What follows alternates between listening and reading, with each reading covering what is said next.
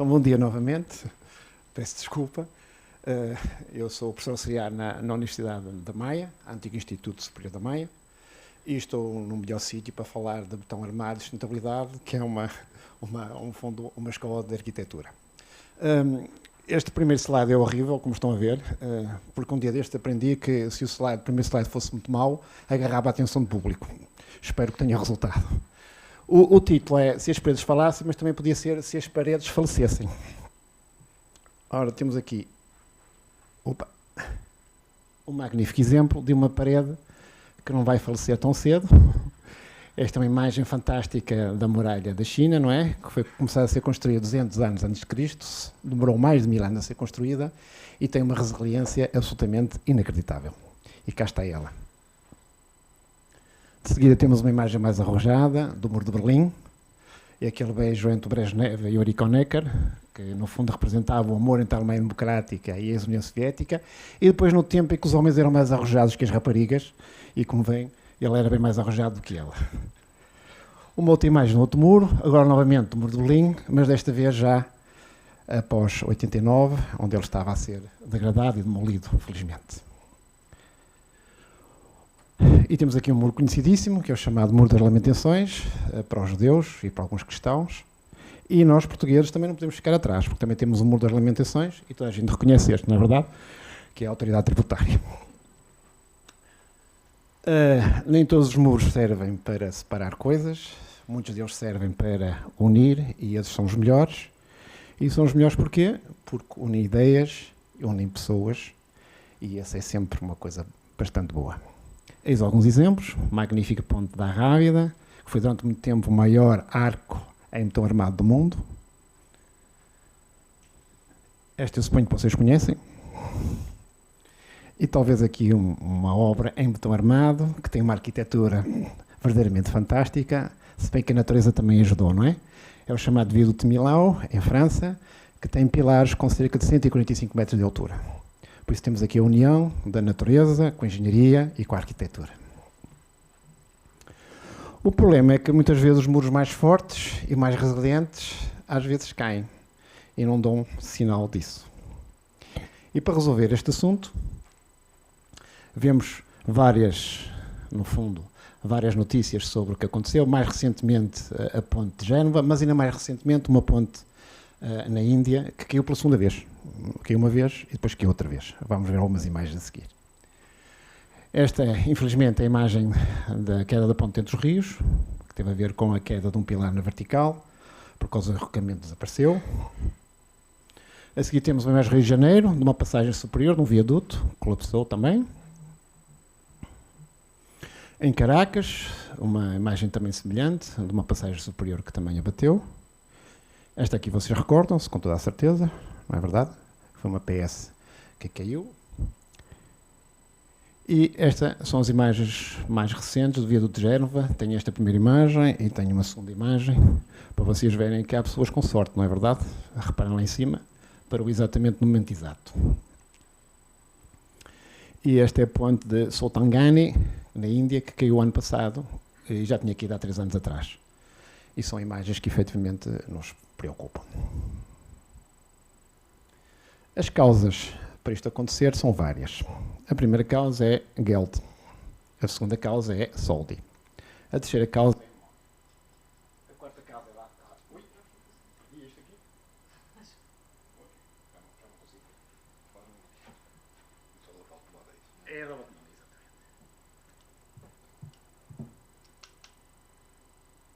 Não. Então não foi só. Só apontar mais lento, que a Marlene é que sabe disto. Mas agora se vês ali, naquele dá. Então, Pega já me ouvem aqui? É isso, perfeito. Então, a terceira causa, a quarta causa é l'argent, a quinta, dinheiro. Estamos sempre a falar de dinheiro. E porquê é que estamos a falar de dinheiro? Claro que há outras causas. Pode haver incompetência no projeto, pode haver problemas de condições climáticas muito extremas, pode haver erros na construção, mas essencialmente é um problema de manutenção. E porquê é que é um problema de manutenção? Porque a manutenção é muito cara. Porque obriga a que se coloquem técnicos, obriga a que haja meios que permitam a esses técnicos, no fundo, investigar o que é que se passa com a estrutura. Normalmente, obriga à interrupção da via. A interrupção da via custa sempre dinheiro ao dono de obra. E isso é, normalmente, uma coisa que se deixa sempre para segundo plano, que é a manutenção da estrutura. Estas estruturas caíram todas por falta de manutenção. Eu agora carregarei aqui. Ora bom, então, para resolver este problema, aqui há uns anos atrás, imaginem que as paredes podiam enviar um e-mail para a vossa secretária a dizer: epá, não me estou a sentir bem, por favor venham ver o que é que eu tenho, ou interrompam a faixa, por favor, que eu estou quase a cair.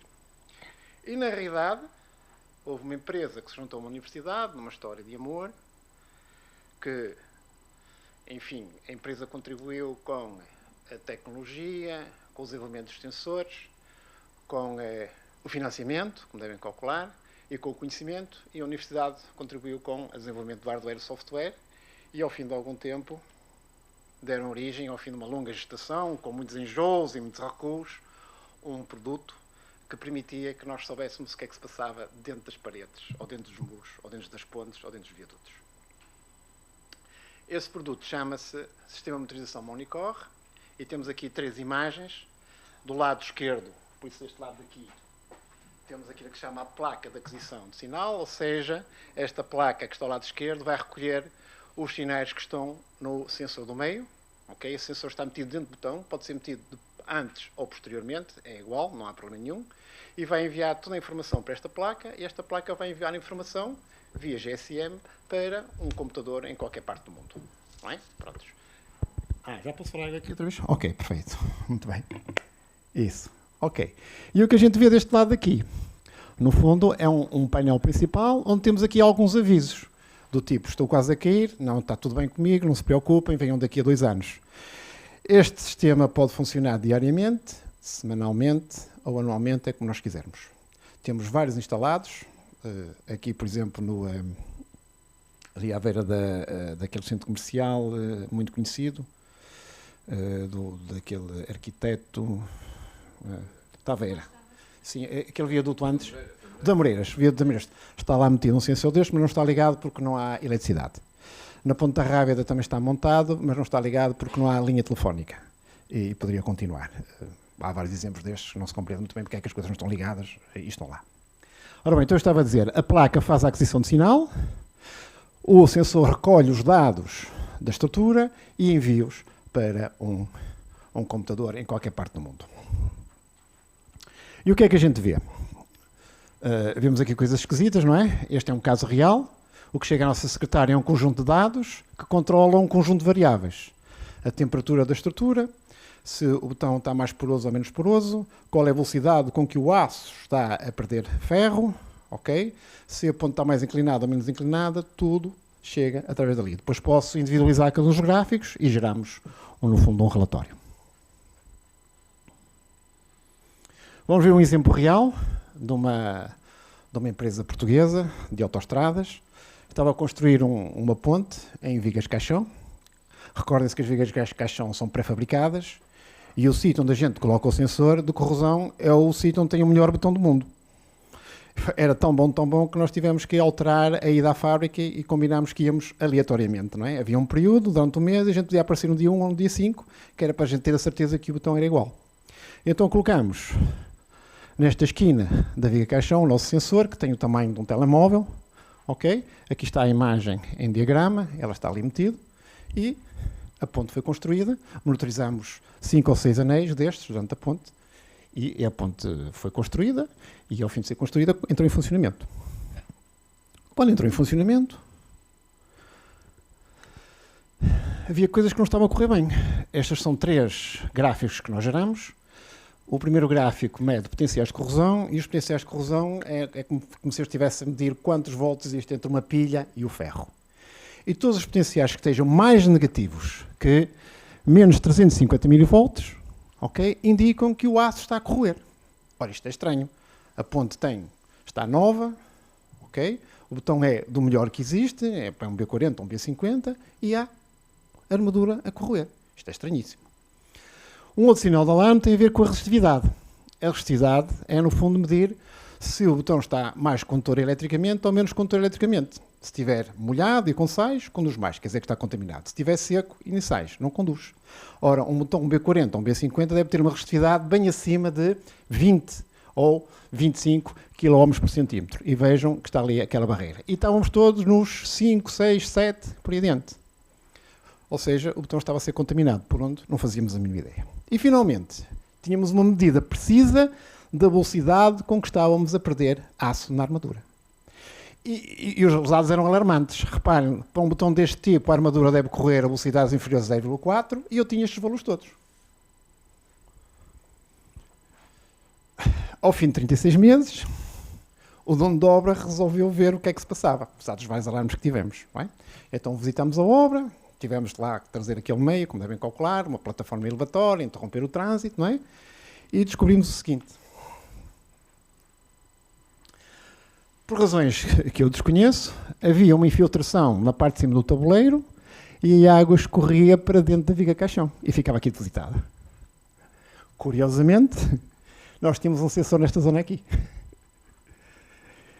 E então o que é que se fez? Como devem calcular, havia ali um dreno, tirámos o dreno, saíram dezenas, se não centenas de litros de água e na imagem a seguir, reparem o que aconteceu a partir do mês 36.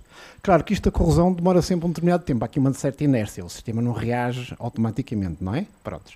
Mas se repararem, a partir do mês 36, os potenciais passaram a ser mais positivos que menos 400 mV, a resistividade disparou para valores que seria disparar, não é? E a velocidade de corrosão da armadura começou a descer. Isto é um exemplo de como estas coisas podem funcionar bem, sem eu poder sair do lugar, não é? Porque eu recebo a minha informação no meu computador. E a conclusão disto é, as empresas não falam, mas se pudessem falar, que histórias contariam e que queixas teriam. E eu acho que era uma boa solução de deixá-las falar e podemos implementar mais destes tipos de sensores, que são produção portuguesa, desenvolvimento português, tecnologia portuguesa, tudo inteiramente português. Infelizmente, não conseguimos, porque senão eu não estava aqui a falar, estaria nas férias nas Bahamas, com toda a certeza. Muito obrigada.